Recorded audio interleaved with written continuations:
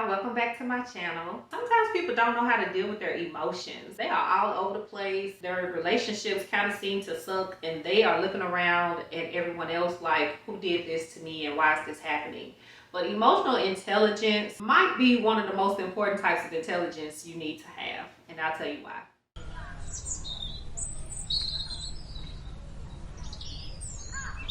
What exactly is emotional intelligence?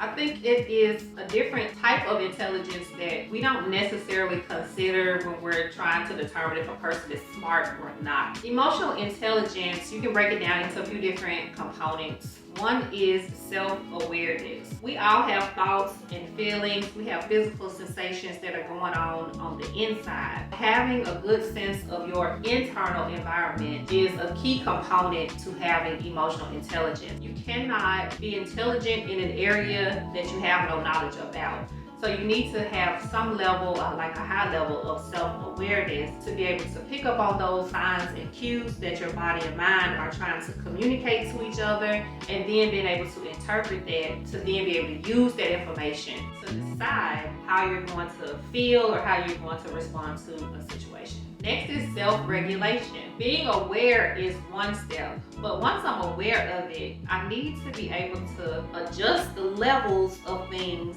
in my internal environment so that I'm able to feel and respond in a way that I want to, and I'm not being controlled by my emotions. This is going to require you to be able to self-regulate, to be able to calm yourself down, to be able to stop and think, and then make good decisions based off of that. Another thing is motivation, the will or the desire to get up and do things. Also, empathy, being able to relate to people on an emotional level. It's really hard to connect with people if you can't relate to them. And sometimes people get empathy and sympathy mixed up. Sympathy is kind of like looking at someone from across the street and like, oh, poor thing, poor you. But empathy is more like, okay, I can relate to you on an emotional level. I see what you're going through. I can understand how you're feeling, and I feel that too.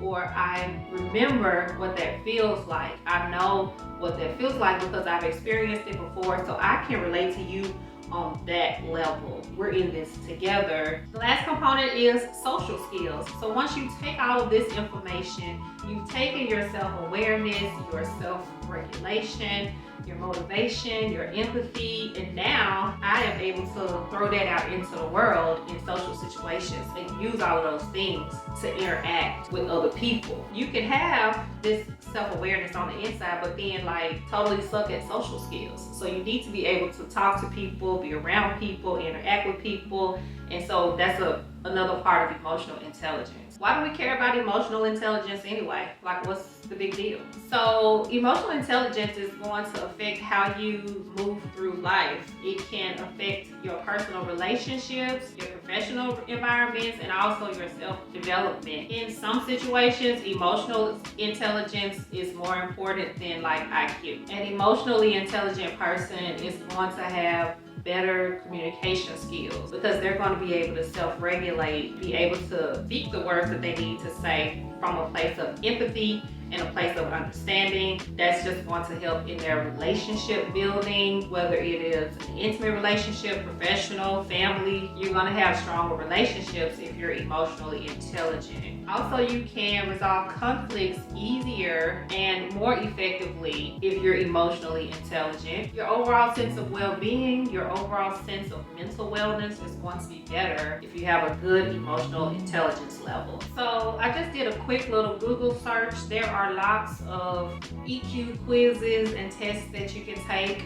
Psychology Today mentioned a test based off of a book by Daniel Goleman. You can take the test for free. I think it gives you a little summary. I'll put a link in the description box to this article, but you can just do a Google search. You're going to find a lot of different options in terms of EQ tests and quizzes that you can take to see where you are and what your EQ is. That'll give you some insight into maybe some areas that you might want to work on or areas that might need to be strengthened in terms of your EQ. We're all starting somewhere. We always take where we are and then we build off of that. No one is starting at zero, but we all have room for growth and all have areas of improvement that we can make. Understanding your EQ, where you are and how you can build off of that can be beneficial to personal growth. So none of these components of emotional intelligence are things that we were born knowing how to do. So all of these areas can be strengthened. You can build and develop these different areas in your life. So for self-awareness, some things that you can use to help build that area is journaling, mindfulness, self-reflection, different exercises, meditations, and things like that to help you build more self-awareness of your internal environment. One aspect of that might be like a body scan, where you mentally scan throughout your body to see what different physical sensations you can pick up on in the different areas of your bodies. Also reflecting on different experiences that you've had. Self-regulation can be built or developed through different stress management techniques and different coping skills. So as you go through different things and you have different hardships, you're going to have some reactions to those things. Learning different coping skills and things that are helpful in calming things down, maybe something like a deep breathing exercise, or again, meditation, going for a walk. All of these different coping skills, things that we do to deal with stress in life, will help build self-regulation. If we only react to things through emotions, probably not making the best decisions. Emotional reactions really don't require a high level of intelligence or a high level of thinking to do. If I'm angry, the angry emotion wants me to lash out. If I just lash out, then I'm letting the emotion run the show instead of me running the show. So having good coping skills and being able to decide how you're going to respond and react to different things is going to help you build self-regulation. And the more you do it, the easier it gets. You can increase your motivation by setting goals for yourself and working towards accomplishing those goals. Also, finding personal inspiration. You need to have a good understanding of your why for anything that you're thinking about doing.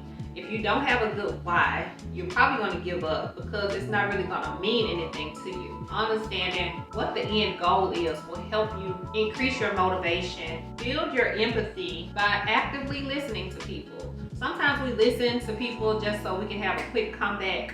We don't necessarily really care what they're saying, but active listening is actually listening to understand. And if you're going to be dealing with someone in a relationship, you want to listen to understand. You want to try to understand their point of view and their perspective about things, so you can then have an intelligent conversation or intelligent reaction to whatever the situation is. And also, you want to check your perspective, because sometimes we're looking around like they did this and they did that, but we're not really paying attention to what we're doing. So making sure that you are checking yourself and changing your perspective as needed, making sure you're looking at that situation in the best way, can also help you build empathy towards other people. You want to try to see things through their point of view. You don't necessarily have to agree with them, but you want to try to understand where they're coming from at the very least. And that'll help you feel more connected with that person and have more empathy with them. For some of us, social skills is hard. It's uncomfortable. Maybe we're introverts like me. Social skills can be built. One thing you can do is work on your communication. If you are not a good communicator, that is a skill that you can learn. You're not born knowing how to communicate.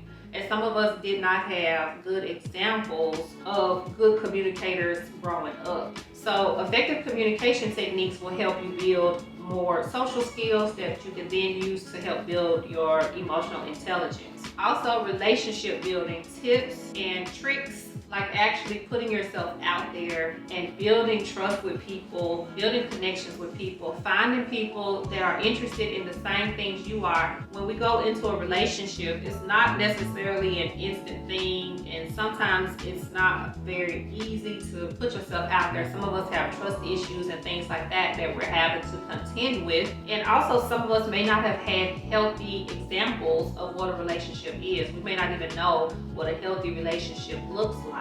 So again, these are all things that can be learned through building emotional intelligence and being able to relate to people on whatever level you can relate to them. being able to have good, healthy boundaries with people and being able to communicate your boundaries and accept their boundaries in return. These are all things that are going to help you have stronger relationships. Building emotional intelligence is not necessarily going to be an easy thing. It's not necessarily going to be smooth sailing.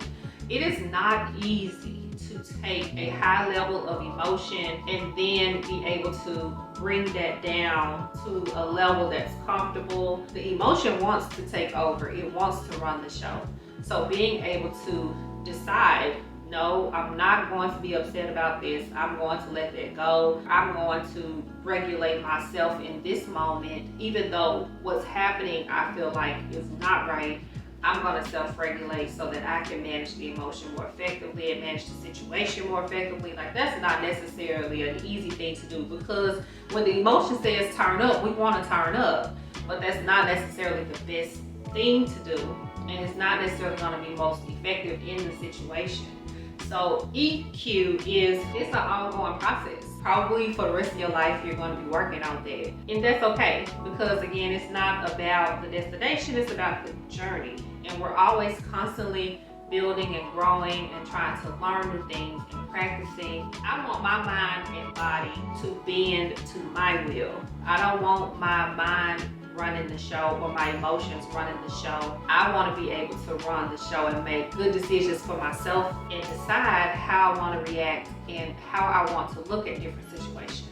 So having emotional intelligence will make you be able to do that, which will then give you a better experience throughout life and all of its difficulties. So long story short, emotional intelligence is important because it's going to affect every aspect of your life.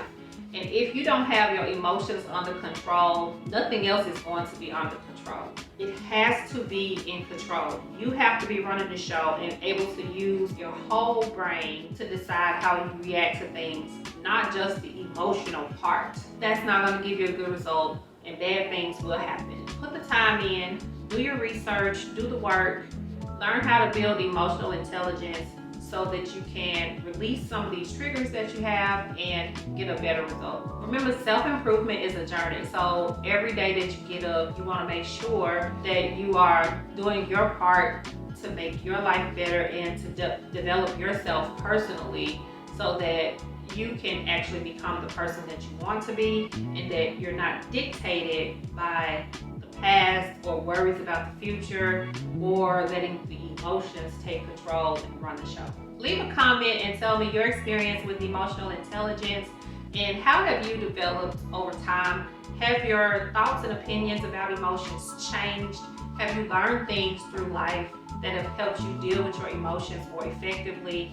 Like the video if you like the video. Subscribe and hit the bell notification so you don't miss an episode. And as always, fear nothing, assume nothing, and take nothing for granted. All right, y'all. Go be great.